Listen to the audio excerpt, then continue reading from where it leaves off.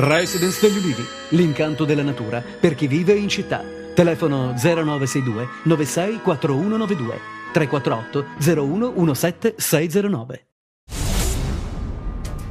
Ancora intimidazioni in Calabria, questa volta è toccato al commissario straordinario dell'azienda sanitaria provinciale di Catanzaro. Gerardo Mancuso ha ricevuto una lettera con 2 proiettili calibro 9 e una frase sgrammaticata iscritta al computer. Se uno solo dei lametini viene spostato, lui e la sua famiglia andranno al cimitero. La Procura della Repubblica ha avviato le indagini. È iniziato stamattina il nuovo anno scolastico in Calabria. Al suono della campanella migliaia di studenti sono tornati ad affollare le aule. Iniziativa a Rosarno con il presidente Scopelliti. Scuola ritardata per cause di forze maggiori per gli studenti di Caraffa nel Catanzarese, dove sono stati dati alle fiamme i libri della biblioteca. Per scelta invece le mamme di Cariati non accompagneranno i loro figli a scuola per protesta contro la chiusura dell'ospedale. Alcune centinaia di precari hanno manifestato ieri a Villa San Giovanni contro la riforma Gelmini. I manifestanti hanno bloccato lo sbarco dei traghetti dalla Sicilia, così come hanno fatto i loro colleghi sulla sponda opposta dello stretto. Prima della partenza del corteo c'è stato anche un chiarimento tra i rappresentanti sindacali della RDB e della CGIL, che hanno così ricomposto le incomprensioni registrate all'inizio della manifestazione. Francesca Russo, collaboratrice scolastica precaria non confermata, da una settimana è diventata un simbolo per i precari della scuola calabresi. La donna, che sta facendo da giorni lo sciopero della fame manifestando a Cosenza in piazza 11 settembre assieme ad un gruppo di suoi colleghi contro i tagli del ministro Gelmini, ha alle spalle anni ed anni di precariato. Un'altra manifestazione organizzata dalla FLC CGIL è prevista nel pomeriggio.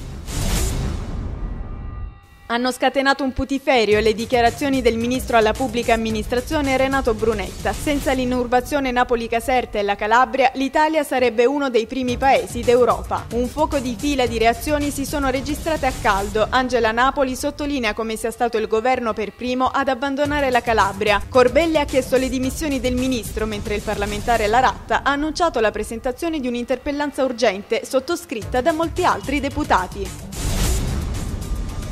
Sono arrivati in Calabria da 30 paesi del mondo i delegati del 32esimo Congresso Mondiale del Naturismo, che si è concluso ieri. L'assise internazionale, ospitata nel camping Pizzo Greco di Isola Caporizzuto, è stata incentrata sul tema naturismo etico e naturismo commerciale. Il congresso è stato indetto per la prima volta in Italia dalle federazioni nazionali dell'INF, che raccoglie uomini e donne di tutte le età e ceti sociali. È stato rinnovato nel fine settimana a Reggio il patto di fede tra la popolazione e la Madonna della Consolazione, patrona della città. Nonostante il maltempo, i fedeli non sono mancati al secolare appuntamento con la processione della Sacra Effigie, che è partita dalla Basilica dell'Eremo, luogo dove è custodita per gran parte dell'anno dai padri cappuccini, è stata portata a spalla per essere consegnata al clero e alle autorità cittadine. In attesa del posticipo della quarta giornata del campionato di Serie B Win tra Crotone e Modena questa sera allo Scida, ieri è scesa in campo la Lega Pro. In prima divisione il Cosenza è stato bloccato al San Vito dal Taranto, 0-0 il risultato finale. In seconda ancora una sconfitta per il Catanzaro, la terza di fila, che cede 1-0 al Ceravolo contro il Melfi. Pareggiano invece la Vibonese 1-1 in casa contro il Trapani e la Vigor 1-1 sul terreno del Campobasso. Il CONI provinciale di Catanzaro ha illustrato i dettagli dell'operazione che farà sbarcare negli States il suo progetto denominato Villaggio Globale. A presenziare il presidente Tony Sgromo e tutti i consiglieri di giunta e l'artefice dell'operazione, Mico Delianuova Licastro, delegato CONI per gli Stati Uniti. Ha collaborato anche Antonio Amendolia, docente dell'Università Magna Grecia di Catanzaro e dell'Università di Loyola di Chicago. Il Villaggio Globale è giunto alla sua 6ª edizione.